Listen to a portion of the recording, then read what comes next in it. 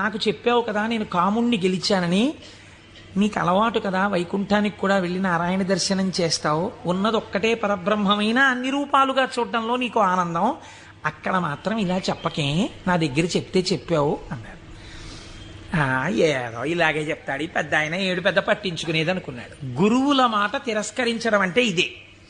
అనుష్ఠానములోకి రాని విద్య, అది శ్రవణమునకు పనికొస్తుందంతే. సినిమా కథల ఎందుకది అనుష్ఠానంలో పెట్టనప్పుడు ఎందుకు ఇంకా వేదాంత విద్య?